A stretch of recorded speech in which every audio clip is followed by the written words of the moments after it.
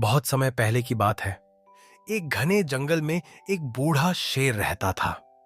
वह कभी जंगल का राजा था और अपनी ताकत और गरज से सारे जानवरों को डराता था। लेकिन अब उसकी उम्र ढल चुकी थी। उसके तेज दांत कमजोर हो गए थे और पंजे भी सुस्त पड़ गए थे। वह पहले की तरह शिकार नहीं कर पाता था। भूख के मारे उसका हाल बेहाल था।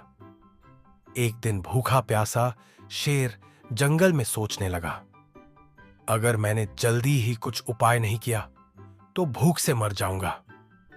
अब मुझसे शिकार नहीं होता।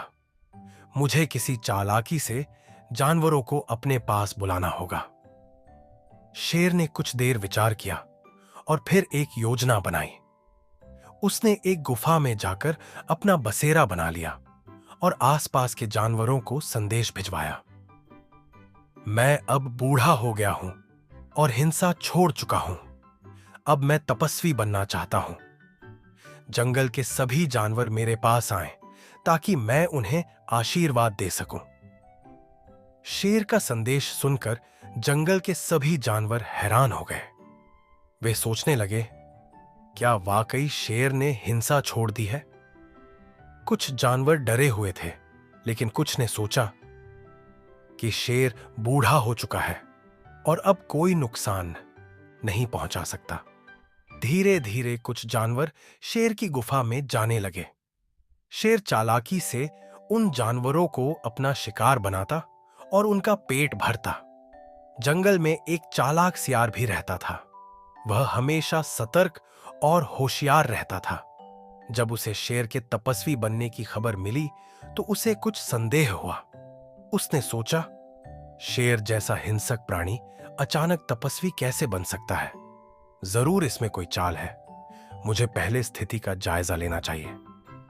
एक दिन सियार ने शेर की गुफा के पास जाकर सावधानी से चारों ओर देखा। उसने गुफा के बाहर जानवरों के पैरों के निशान देखे। उसने ध्यान दिया कि सभी पैरों के निशान गुफा के अंदर की ओर जा रहे थे, लेकिन बाहर आने के निशान कहीं नहीं थे। सियार समझ गया कि शेर अभी भी शिकार कर रहा है और जानवरों को धोखा दे रहा है।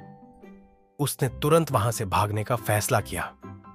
सियार ने जंगल के सभी जानवरों को इकट्ठा किया और उन्हें शेर की चाल के बारे में बताया।